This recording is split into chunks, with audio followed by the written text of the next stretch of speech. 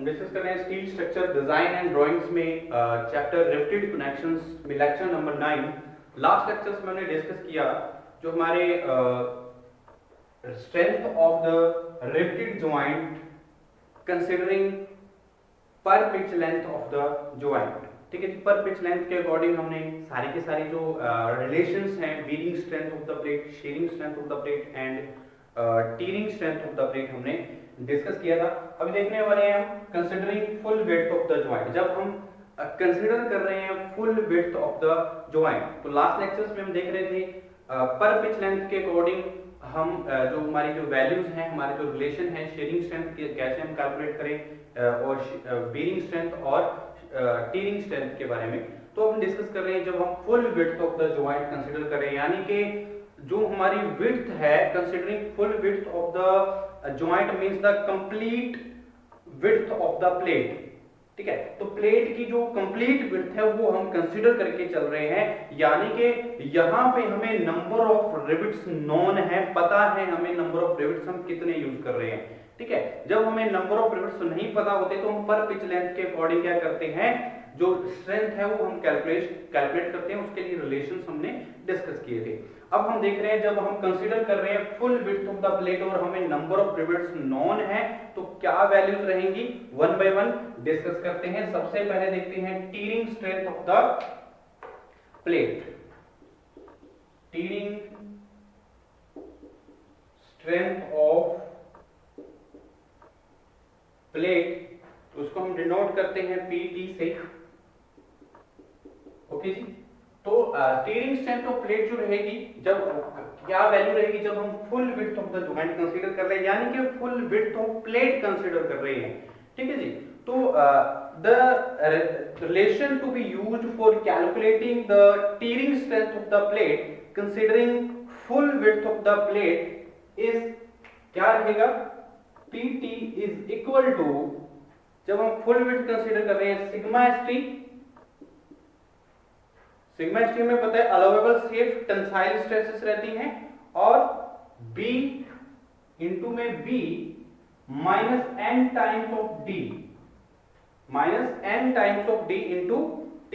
तो हल्का सा जो डिफरेंस रहेगा हमारे फुल विड्थ और कंसीडर कर रहे हैं जब, और जब हम क्या कर रहे हैं हमारी पर पिच लेंथ के अकॉर्डिंग हम वैल्यू कैलकुलेट कर रहे हैं। तो दो तरह से हम ये वैल्यूज देख सकते हैं। उसके देखिए हमारे PT strength of the tearing strength है, ठीक है, sigma ST B minus ND into T।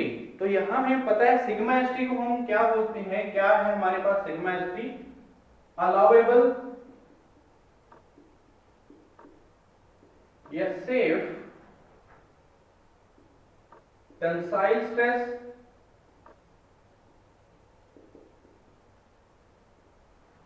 Allowable और सेफ टेंसाइल स्ट्रेस। ठीक है जी, यहां पे B यूज किया है हमने। B क्या है, विड्थ ऑफ द प्लेट, क्योंकि हम कंसीडर क्या कर रहे हैं, full width of the joint, यानी कि full width of the plate. तो यहां पे B इसलिए यूज किया गया है। B इज इक्वल टू क्या है, full width of plate. Next N क्या है यहां पे, number of rivets in the full width of the plate या जॉइंट, number of rivets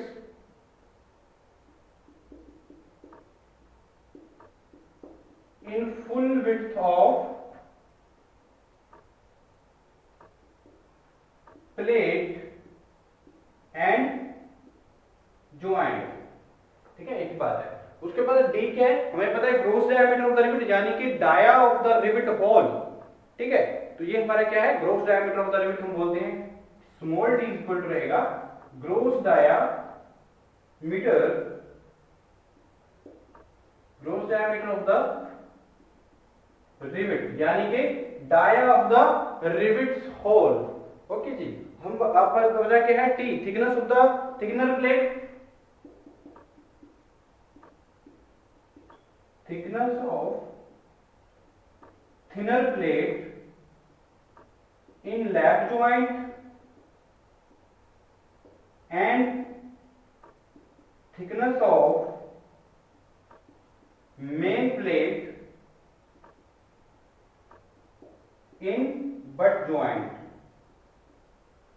तो ये बात ध्यान रखनी है, थिकनेस कौन सी कंसीडर करनी है हमने अलग अलग ज्वाइंट्स के लिए। तो ये हमारा क्या है, tearing strength of the plate when we consider the full width of the joint, जब when we consider the full width of the plate.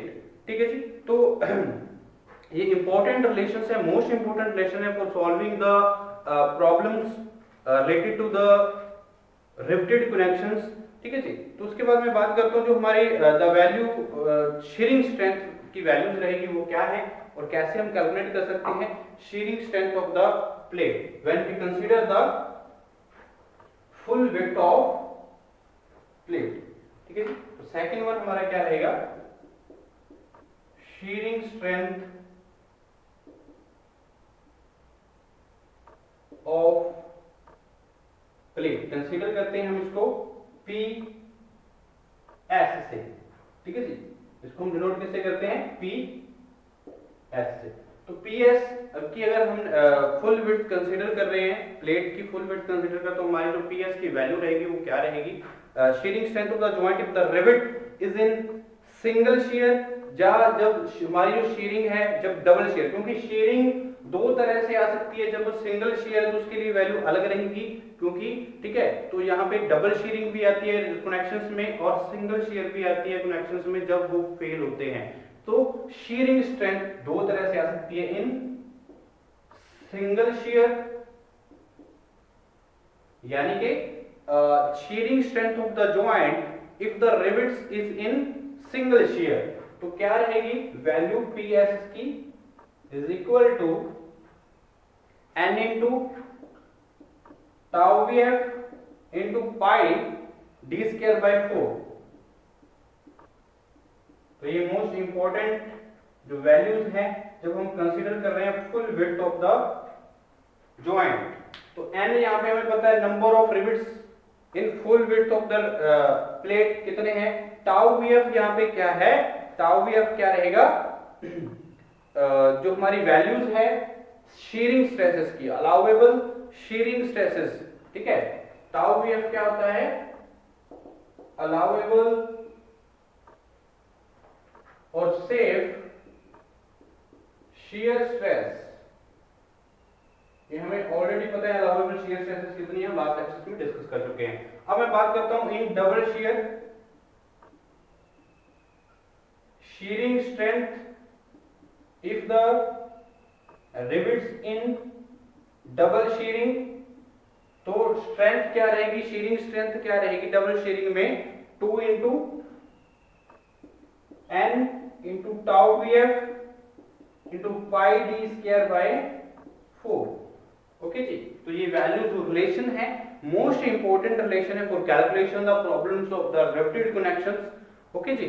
और n क्या है यहाँ पे, number of rivets in the joint, और d क्या है, gross diameter of the rivets. ठीक है जी। और टाउ वी एफ क्या है, allowable shear stress in the rivet, shear stress in the rivets. ठीक है जी। तो ये मोस्ट इंपोर्टेंट टर्म्स जो रहेंगी ये याद रखनी है, हमें पता होनी चाहिए। ठीक है। उसके बाद मैं बात करता हूं bearing strength of the plate. तो बीयरिंग स्ट्रेंथ क्या रहेगी ये भी हम जान लेते हैं जब हम कंसीडर कर रहे हैं full width of the plate. Third one हमारी स्ट्रेंथ जानेंगे bearing strength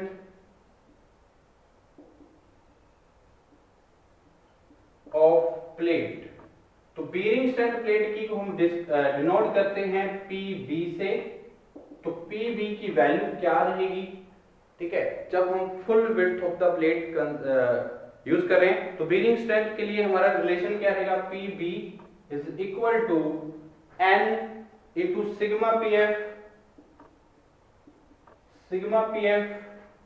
into D into T। ठीक है जी। तो ये मोस्ट इंपोर्टेंट रिलेशन है for calculating the shearing strength, bearing strength of the plate, क्योंकि bearing strength engage the resistance provide करती है, engage the compressive stresses induced in the rivet connections. ठीक है। तो ये हमारे PB की वैल्यू क्या रहेगी, N into sigma PF into D into T। N क्या है, number of rivets in full width of the joint, और सिग्मा PF क्या होता है, bearing stresses, allowable bearing stresses, ठीक है जी। सिग्मा पी एफ क्या है? allowable safe bearing stress in joint, ठीक है जी। तो ये इंपॉर्टेंट टर्म्स रहेंगी सारी की सारी। डी क्या है हमारे पास? डी यहाँ पे क्या है याद रखना, ये हमारी जो डी है gross diameter of the rivets है, और टी क्या है thickness of the thinner plate in lap joint, और thickness of the main plate in butt joint, ठीक है। Strength of the joint will be least of, अगर हम स्ट्रेंथ की बात करते हैं तो स्ट्रेंथ ऑफ रिवेटेड ज्वाइंट क्या रहेगी? तो हमने अगर तीनों वैल्यूज कैलकुलेट की हैं तो स्ट्रेंथ क्या रहेगी? तो स्ट्रेंथ तीनों जो वैल्यू हमने पी एस की value, P S, P B और पी टी, तीनों वैल्यू कैलकुलेट की हैं। इन तीनों में से जो कम की वैल्यू होगी वो हमारी स्ट्रेंथ ऑफ रिवेटेड ज्वाइंट होगा, ठीक है। तो क्या है? Which ever is less, which ever is less is the strength of the joint, is the strength of the riveted joint,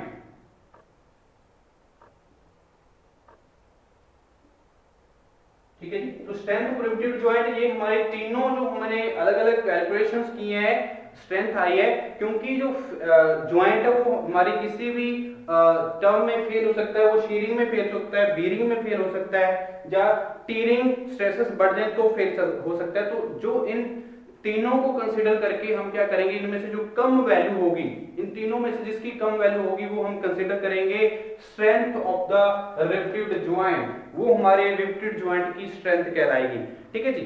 अब हम बात करते हैं जो हमारे रिवेट वैल्यू है।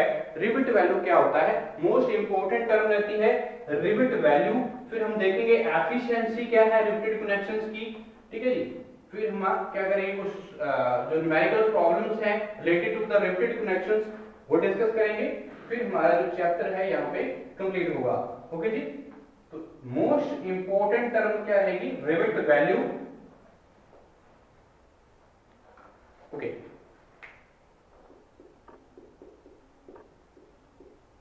रिवेट वैल्यू, तो term rivet value most important रहती है। क्या होता है रिवेट वैल्यू? तो it is defined as the maximum safe force, it is defined as the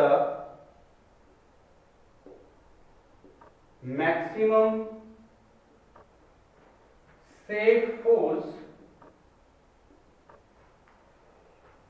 maximum safe force one rivet can withstand, which one rivet can withstand, one rivet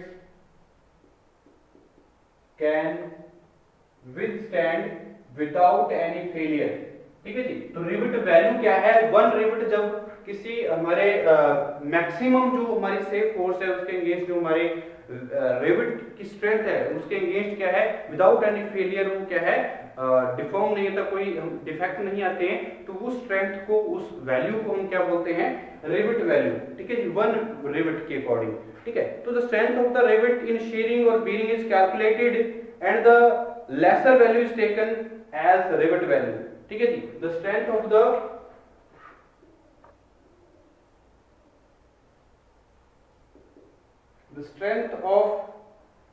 rivet in shearing and bearing is calculated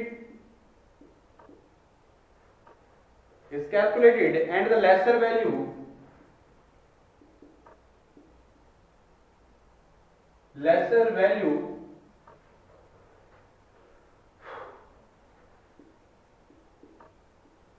is taken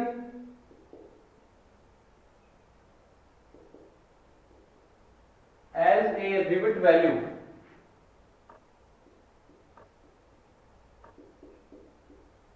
is taken as a rivet value. तो rivet value को हम जब हम shearing strength और bearing strength calculate करते हैं, तो shearing और बीयरिंग स्ट्रेंथ में से जो कम वैल्यू होगी दोनों में से, वो हमारी क्या होगी, रिवेट वैल्यू होगी।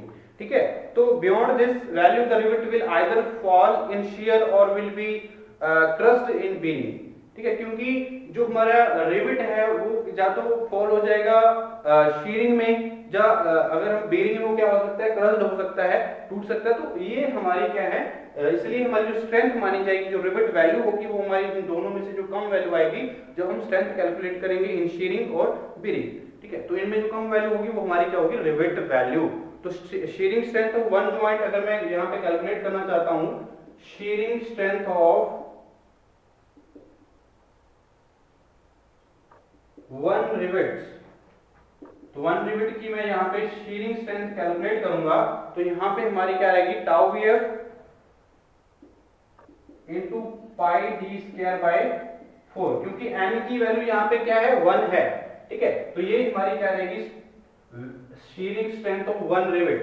तो एन की वैल्यू 1 होगी, तो हमारे पास वैल्यू क्या बची, tau VF into pi D square by 4। Tau VF हमें पता है क्या है, और डी हमें पता क्या है, टाउ वीएफ है हमारी maximum allowable safe shearing stress.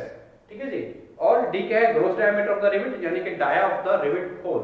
Okay, तो उसके बाद में सिंगल शियर की बात करिए, हमारी क्या इन सिंगल शियर वैल्यू कितनी आई है, ये इन सिंगल शियर की बात कर रहे हैं, इन सिंगल शियर। अगर मैं डबल शियर की बात करूं, तो डबल शियर में वैल्यू क्या रहेगी, 2 into tau VF shearing strength of one rivet equal to 2 into tau VF into pi D square by 4। ये किसके लिए वैल्यू है, शीयरिंग स्ट्रेंथ की इन डबल शियर। तो ये वैल्यू याद रखना है for one rivets of the strength. तो ये हमारी कैलकुलेट हो जाएगी shearing strength of the plate, अगर डबल शियर आता है या सिंगल शियर आता है। और हमें हमारी दूसरी टर्म क्या रहती है इसमें, bearing strength of the plate, bearing strength of one rivet of the rivet. ठीक है जी, तो यहां से bearing strength of one rivet क्या रहेगी, P sigma P F into D into T. ठीक है जी, तो इन दोनों में से जो bearing strength of the one rivets और shearing strength of the one rivets आएंगी, वो दोनों में से जो कम वैल्यू होगी वो हमारी क्या होगी, रिवेट वैल्यू होगी। ठीक है जी, rivet value is the least of the equation 1 and equation 2। ठीक है, वो हमारी क्या कहलाएगी, रिवेट वैल्यू। उसके बाद हम डिस्कस करते हैं जो हमारी एफिशिएंसी है, efficiency of the riveted joint. तो रिवेटेड जॉइंट्स की एफिशिएंसी क्या रहेगी, इसको कैलकुलेट करने के लिए हमें जैसे हमने रिवेट वैल्यू देखी है, बीयरिंग स्ट्रेंथ और शीयरिंग स्ट्रेंथ की जो मिनिमम वैल्यू होती है, दोनों में से जो लेसर वैल्यू होगी वो हमारा क्या होगा, रिवेट वैल्यू होगा। ठीक है, और उसके बाद हम डिस्कस करने वाले हैं efficiency of a riveted joint, efficiency of a riveted joint। तो एफिशिएंसी क्या है रिवेटेड जॉइंट की, the original strength of structural sheet section is reduced by the rivet hole provided in the efficiency of the rivet joint is due to the ratio of the strength of the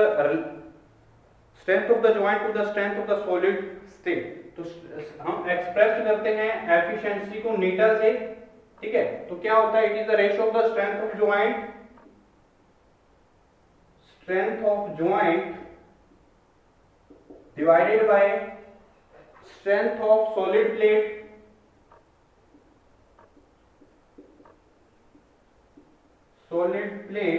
तो इसको हम percentage में express करते हैं, तो इसलिए हम इसको क्या करेंगे, 100 से मल्टीप्लाई कर सकते हैं। तो ये हमारी वैल्यू क्या रहेगी, एफिशिएंसी रहेगी कैलकुलेट करने के लिए।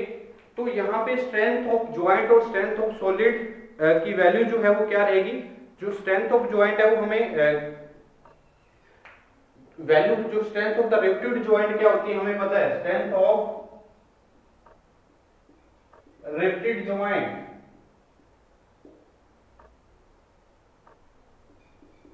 वो क्या होती है, लीस्ट ऑफ द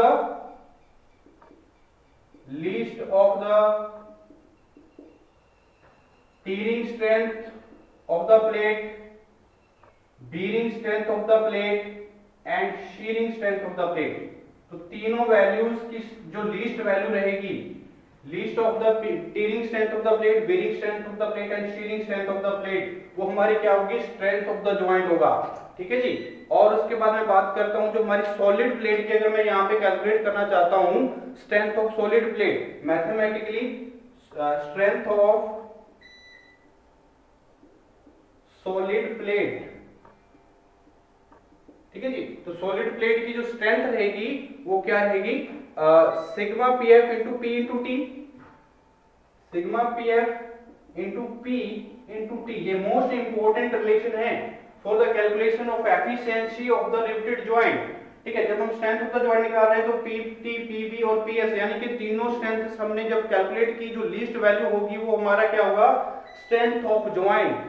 ओके, अगर हम स्ट्रेंथ ऑफ सॉलिड प्लेट की जाती है, उसमें कोई, सॉलिड प्लेट का मतलब क्या है, उसमें कोई होल नहीं कंसीडर कर रहे हैं हम। ठीक है, तो उसके अकॉर्डिंग हम क्या कर सकते हैं, यहां से वैल्यू पुट कर सकते हैं। तो sigma P F into P into T, तो maximum efficiency can be achieved when the number of holes are minimum at the critical section. ठीक है, तो मैक्सिमम नंबर ऑफ, जो हमारे यहाँ पे पी क्या है, पिच ऑफ द रिवेट, और टी क्या है, gross diameter of the rivet. ये याद रखना है आपने, पी क्या है, पिच ऑफ द रिवेट, और डी यहां पे पी इंटू टी, और डी क्या है यहाँ पे, gross diameter of the rivet होता है, और टी क्या है, thickness of the thinner plate in lap joint और thickness of the main plate in butt joint. ठीक है, तो इस तरह से हम क्या कर सकते हैं, मैक्सिमम, अगर मैं यहां पे बात करता हूं मैक्सिमम एफिशिएंसी को कैलकुलेट करने की, यानी कि नीटा मैक्स, मैक्सिमम जो हमारी, यानी कि maximum efficiency can be achieved when the number of holes are minimum. जब नंबर ऑफ होल्स कम होंगे तो मैक्सिमम एफिशिएंसी हमारी होगी जॉइंट की, तो ये क्रिटिकल पोजीशंस पे होंगी। तो इसको हम कैलकुलेट करने के लिए सीधा फॉर्मूला यूज कर सकते हैं, P minus D by P into 100। तो ये मोस्ट इंपॉर्टेंट रिलेशन भी हम यूज कर सकते हैं for achieving the maximum efficiency of the riveted joint. ठीक है, तो P हमें पता है, पिच ऑफ द रिवेट है, और D क्या होता है यहाँ पे, gross diameter of the rivet, gross diameter of rivet. ठीक है जी। तो ये सारी की सारी जो वैल्यूज हैं, मोस्ट इंपोर्टेंट रिलेशंस हम डिस्कस किए हैं। तो सारे के सारे हम जो प्रॉब्लम्स रहेंगे related to the riveted connections हम सॉल्व कर सकते हैं। तो ये हमारे क्या है, सारे के सारे हमने रिलेशंस जो हैं डिस्कस की हैं, जब हम कंसीडर कर रहे हैं पर pitch length of the rivets, और जब हम कंसीडर कर रहे हैं full width of the rivets.